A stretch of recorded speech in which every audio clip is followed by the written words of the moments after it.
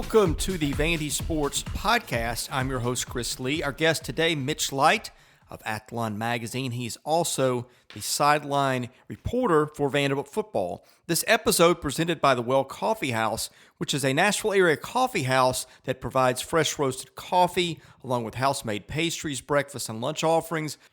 There are 4 locations to serve you in the Nashville area. Those are Brentwood, Green Hills, downtown, and Bellevue. More information can be found at wellcoffeehouse.org. The Well Coffee House, where coffee changes lives. We thank our co-presenting sponsor, Wellspire, Nashville's Learning and Development Center, which is located in the Gulch. Today's news presented by Sutherland and Belk, a family-owned injury law firm. If you or a loved one has been hurt in any type of accident, call Taylor or Russell at 615-846-6200. See what your rights are and if they can help.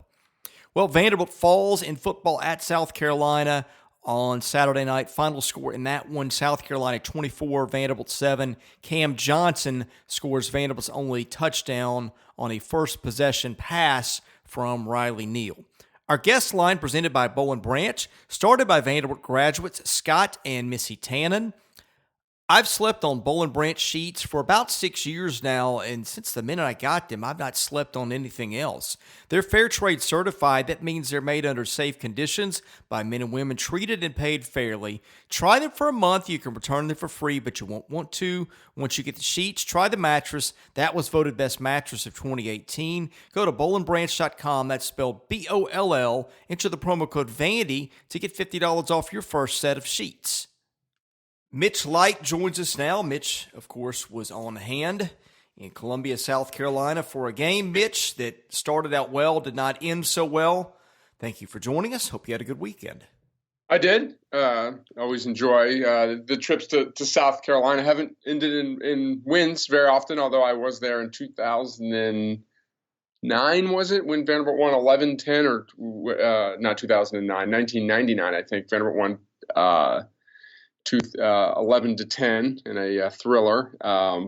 Yeah, good stadium. The team stays in downtown Columbia, so that's always nice. Yeah, game ended, started nicely. It was disappointing not to see Mo Hassan. I felt bad for Mo, but obviously wasn't cleared to play. And I thought Riley came out looking comfortable, and offense played with some confidence there, aided by a penalty or two, but still. And great call by Jerry Godowski and a great pass. And there's a lot of confidence on that sideline there, but then the offense obviously stalled after that. And, you've got a struggling offense that's down to a quarterback right now that clearly isn't playing very well. And I don't know what the deal is there, but Deuce Wallace is clearly not getting it done.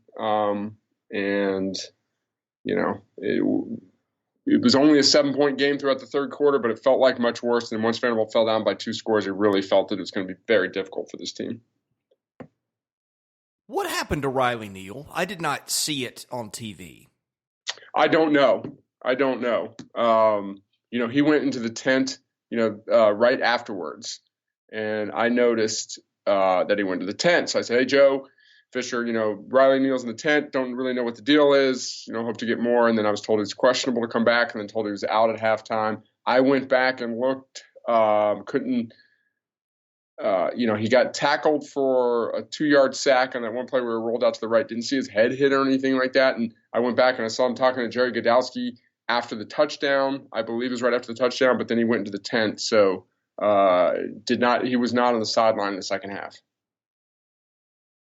That's usually a pretty good indication that you're not going to play.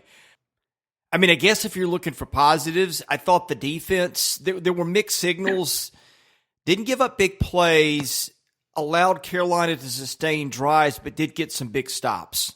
Yeah, it kind of reminded me of a defense maybe a couple years ago, or maybe the first year Derek Mason became coordinator, where they gave up some yards, but made, when Zach Cunningham was there, they'd make the big plays in the red zone. And, they gave up yards between the 20s, but snuffed out drives, turnovers, and forced some longer field goals. I agree. Special teams wasn't as good. The punting, there's some poor punts, and Harrison Smith's done a really good job this year, but some field position issues didn't help either. But the defense, for the most part, played, I think, well enough to win the game if it had an offense to complement them. They were on the field for way too many snaps, especially in the second quarter. So they wore down. It was predictable in the second half that they were going to struggle a little bit because they wore down and did not have Kenny Hebert at linebacker, and Frank Coppett continues to be out, but Davion Davis was back. I don't think he played a ton of snaps. So the defense has been relatively healthy. And like I said, if it had an offense to support it, played well enough to win, but it was just, let me look this up real quick. Offensive plays. Yeah, South Carolina had 80 plays. Vanderbilt had 50 plays. That's just, 80 plays is a lot to be on the field. Who was your player of the game for defense? Tay Daly, probably.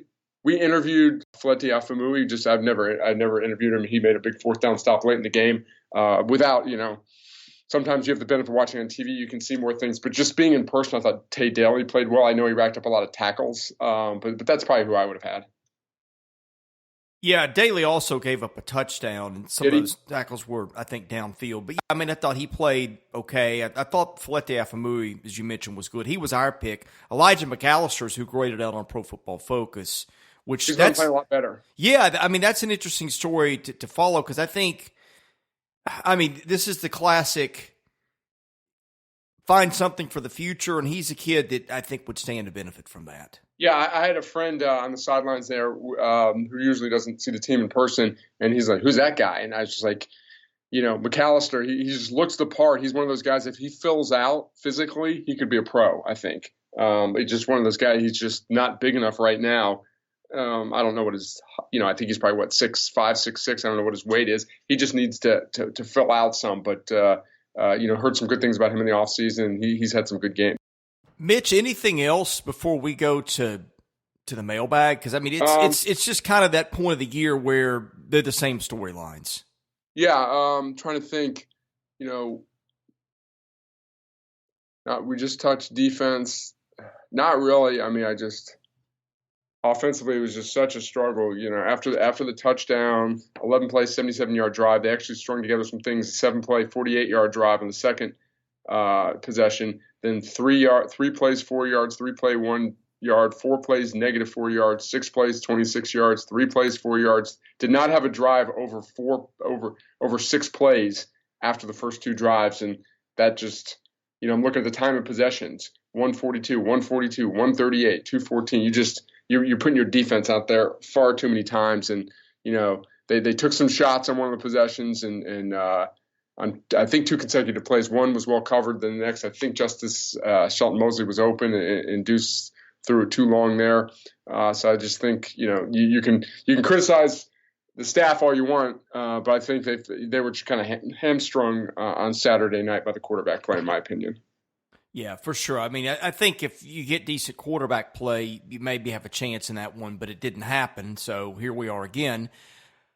I know you didn't get a chance to watch basketball, and you don't like to generally talk on things you didn't watch, but any thoughts heading into the season, based off the box score, things you've heard, anything like that? Yeah, a few. It's good to see Dylan Dessou out there. I don't know if you have any new information, but we've both been saying, this is going back several months, but last time we talked to Jerry Stackhouse, I got the impression that Dessou might redshirt if his knee had not improved, but the fact that he played, that has to be a good sign. Do you have any information on that? Is he definitely not redshirting?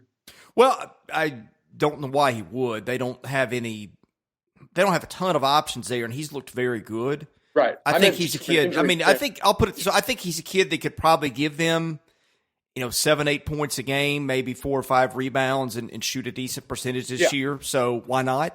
Yeah, I meant just from a purely health reason. So the fact that he played and has, that has to be a good sign that he's healthy enough there. No, just I continue to hear good things about Stackhouse. I know some former players were invited to at someone's house with Stackhouse and Malcolm Turner, and Stackhouse spoke. And put it this way, some of the old timers who maybe just because their nature, they might be more cynical about a lot of stuff, and other coaches, how that goes, were very impressed. So some guys who played in the 60s and 70s are very impressed by Stackhouse and his style. I don't know if they talked X's and O's, but the person I talked to just said that they were impressed by him and his the way he wants to play. And then just talking to some other people, just that have been that are close to the program or know people close to the program, impressed by his coaching. That's always, and I wasn't worried about the coaching aspect because he's been a head coach in the G League and all that, but that's the narrative when you bring a guy in who's never been a head coach in college, former NBA guy, about their actual coaching. But I'm not really that concerned about will they be a well-coached team from things I've heard about Jerry Stackhouse. Yeah, the more that I've been around Jerry and the more that I watch him, the more I think he's a bright guy. I don't know that guarantees he will succeed because, Again, look at the landscape of coaches. But I think he's got more of a chance than maybe some of the critics maybe have given him credit for. Again, I don't know how this is going to turn out, but would I be shocked if it worked? No, not based on what I've seen. That's not a prediction, but it is what it is. I thought something interesting happened the other night because I did not really know what to think of Jerry. You look at him, he's got the goatee. He can give you the scowl, it looks like, in a half second if he wants to. He had his share of scrapes in the NBA. He's an intense guy. Remember the first time I sat down with him, it was a little disarming that he was pretty down to earth. He was not a guy that you sat in a room and felt intimidated by. You certainly respected him, but he did not give off that kind of air. And I watched him in the game the other night, and Jordan Wright missed a fast break dunk.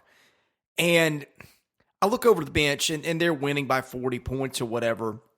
And I'm just looking to see how does he react. Does he get up? And because, the traditional coach thing to go is you could be up 110 points and a coach gets up and screams at a kid.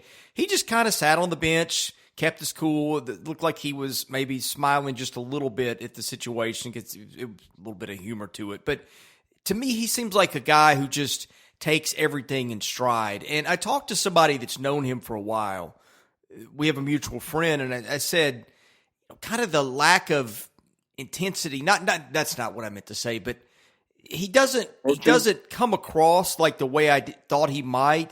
He's very relaxed. His demeanor is even. It's almost a Brad Stevens like way that he approaches the game. He said, I think that his being in the G League really helped him because there you're with kids who really don't want to be there. They just want to get to the next step. And there's a lot of holes in their game. You got to be really, really patient. He said, I think that his stint in the G League really helped to develop his patience. Yeah, I can see that. And, there's two schools of thought. One is you probably see if that happened, Kevin Stallings might, take him out and you tear the guy a new one up 40, and Bryce Drew might keep clapping and give the kid more time. Obviously I'm exaggerating there, but two different ends of the coaching philosophy. And, who knows what the right tactic is there. But I think it's important for coaches to kind of know the time and place for everything. And, the kid's a freshman playing in his first game in front of, another team and fans there. So, not to read too much into anything. But I think patience is the right word. And he's going to need to be patient. And I think he knows he's going to need to be patient with this rebuild. Yeah. And I don't mean to give anybody scary flashbacks of Bryce Drew. It's not what I was trying to communicate, just in case I didn't communicate it well, which I'm pretty confident I didn't communicate it well earlier. But I think that he does demand things of his kids, and I think you see it in how he plays defense. He's just not a screaming maniac is, I think, the best way to put it. Yeah. And not to pile on Bryce Drew, and I might have shared this in previous podcasts, and we don't need to dive too far down in the past, but I've heard a lot, and you can kind of tell when you read between the lines or just actually listen to the current players. The culture in the locker room is so much better now than it was last year. I think maybe things got out of hand with bringing in the Garland and Shatu and building the whole season around Garland, all that, than the injury or whatever. If the players perceived a different class system with the recruits that Bryce Drew brought in, who knows, but I just get the feeling, talking to people, it's a much healthier locker room than it's been in the last few years. Yeah, I think that's accurate. I don't think that there was like some huge divide on the team or anything like that, or the kids didn't like each other. I think it was just a case of what you said, two standards, and I think there was one standard for Shatu and Garland, and particularly Shatu. And I think kids resent that after a while. I think that they all liked Bryce Drew and that staff, but I think that was just a message sent. And look back to Media Day where he takes Shatu and Garland down to Atlanta and leaves his only senior back at home. I think that that kind of sent a message early, and it wasn't always the right message. Right, and I've heard this, and I don't, I've known previous coaching staffs. I knew Kevin Stallings well. I knew his assistants very well. I knew Bryce, and did not know any of his assistants. But I've heard from several people that another problem with this staff was everyone was the same. Like there were no good cop, bad cop, no different strong person. They're just all really nice guys, which is a good thing. But maybe there wasn't that bad cop or anything like that. That every staff needs different personalities and some strong personalities. Yeah, I very much remember a text I got. I think this was January before things had gone really poorly. And this was somebody that was pretty familiar with those guys. And he just said to me, he said, I don't know that it's bad stuff. He said, the problem is I think that they're all similar background, and kind of said that. He said, basically, they all sort of come for the same trees. And that was a different way to say it. But yes, I think you're correct. Yeah. Okay. Let's go on to the mailbag. That is sponsored by Vanderbilt fan Josh Minton, an independent insurance agent operating in Brentwood. If you're looking for a one-stop shop to take care of your insurance needs, Josh can help you out. Call him today at 615-933-1979. Email him at josh@hqinsurance.com. Follow him on Twitter at Joshua Minton HQ or at facebook.com/JD Minton HQ. He's my insurance agent. Give him a try. Tell him you heard about it here. Mr. Vandy says, do either one of you know anything that you can share on the reason Lipscomb sat out the game? Big mystery. I noticed, certain things that you just, on the sidelines, it just takes me a few minutes to notice. So I think it was probably the end of the second offensive possession, I got on and said, hey, Joe, I don't know if you guys have noticed, but I haven't seen Kalija Lipscomb yet out there. And he was obviously at the game. He was believed to be in the starting lineup, or that he was, in the game notes as a starter and all that stuff. And so I asked a few people on the sidelines and was told he was healthy, and no one really knew. And then he's played there, sat there the whole time, had a towel on his head, interacted with his teammates and stuff, and kept being told that he was healthy, that it was coach's decision. And then I didn't know if it was a suspension or what. If it was a suspension, why would he be there? Because SEC road games, you can only travel a certain amount of players. That's why, like, Mo Hassan wasn't there. He wasn't healthy, so you don't want to take up a spot, especially with a guy who's hurt. Then I saw, I'm not in the press conference because I'm in the locker room getting, interviews and Coach Mason ready to talk to Joe Fisher. And then I saw that Joe Rexrode tweeted out kind of a cryptic quote from Mason about it was a personal issue and he's going through some things, I don't know specifically was able to practice or not.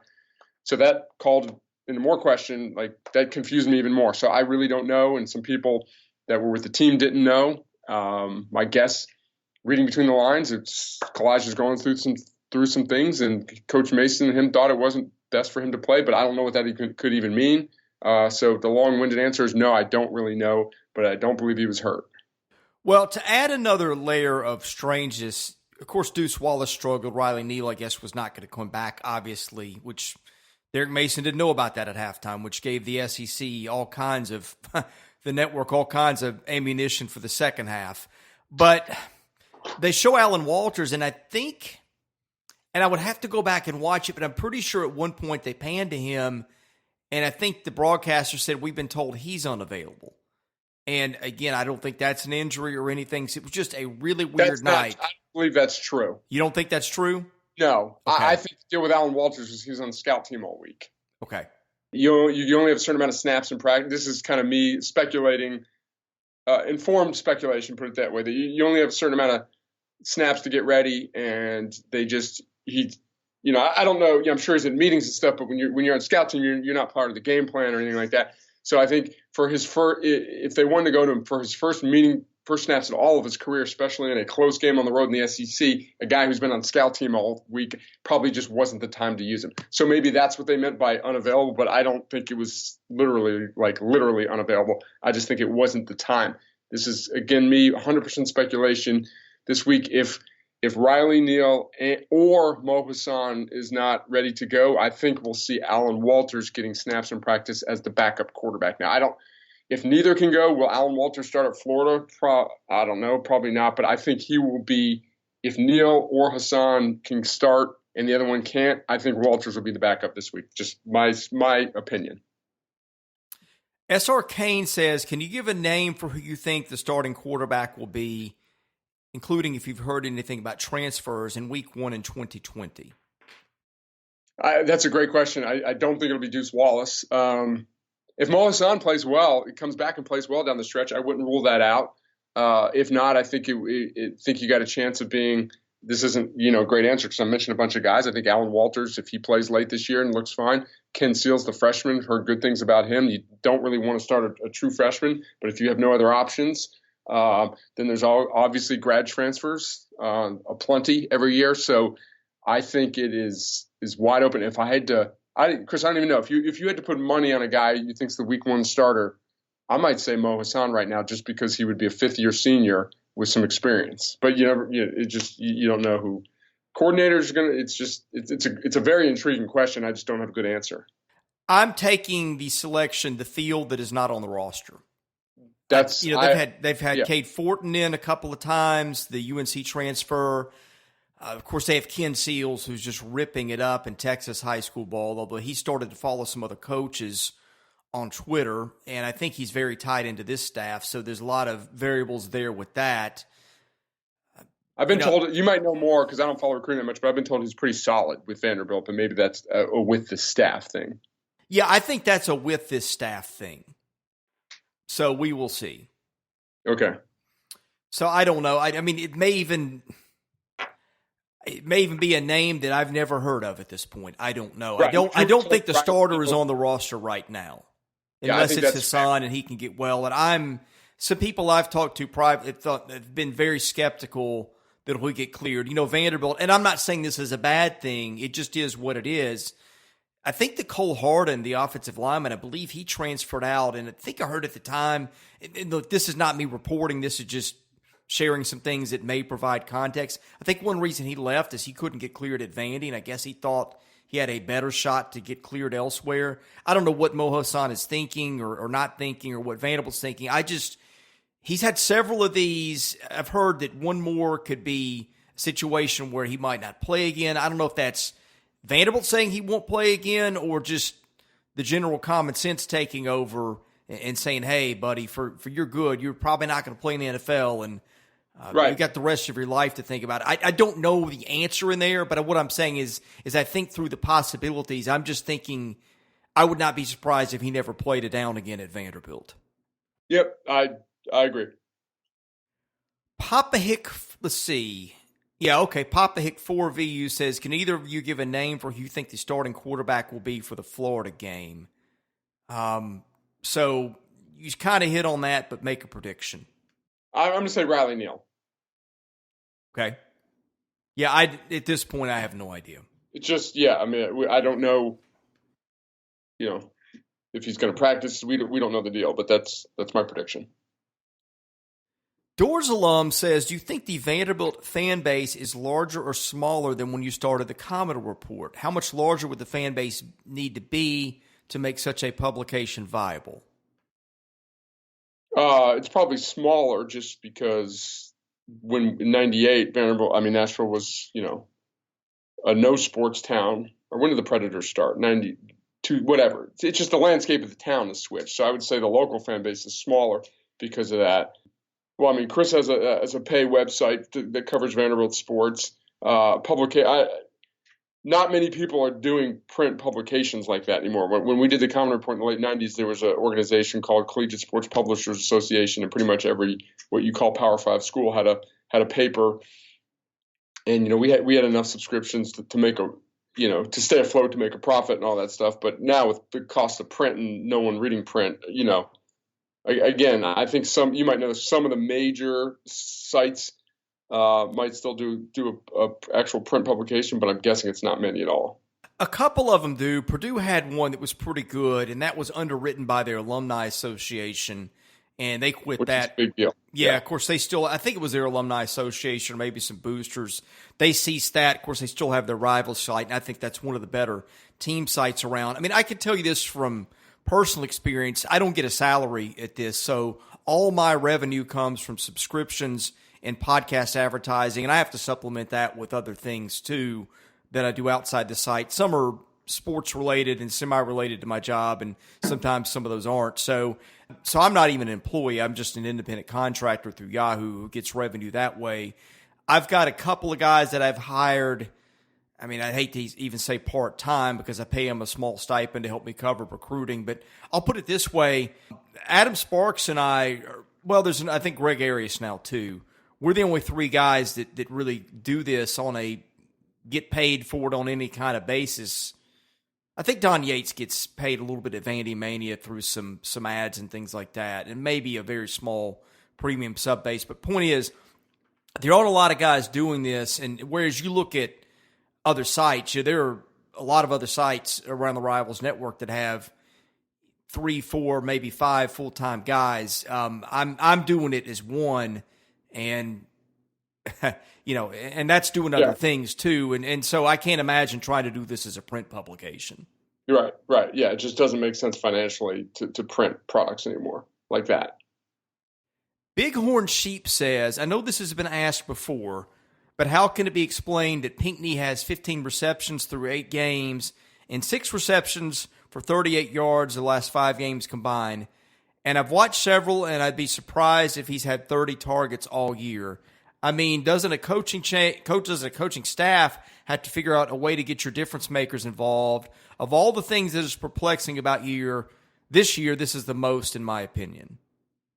Yeah, I don't know how to answer that. I agree. I don't know why he hasn't been, a bigger part. I thought he would be on Saturday.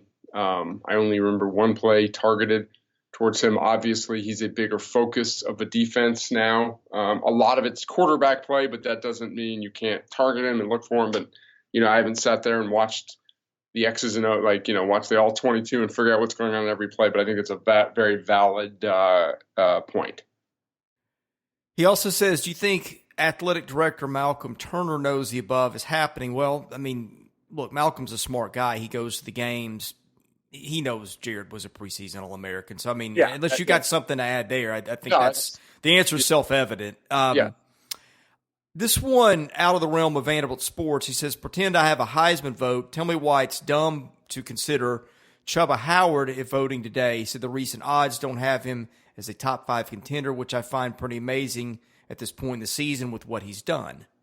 Chuba Hubbard, I assume. He's leading the nation in rushing by a large amount, by 36 yards per game, averaging 6.8 yards per carry.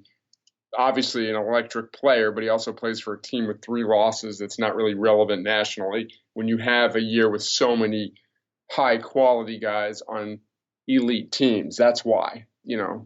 He's a good player who should probably be in the top 10, maybe in the top 5, but he would not get my vote right now. If Joe Burrow would probably be Chase Young, Joe Burrow, Jalen Hurts. If Tua comes back healthy and plays really well this week. Hubbard, very good, but, I don't think he's got a shot to win the Heisman.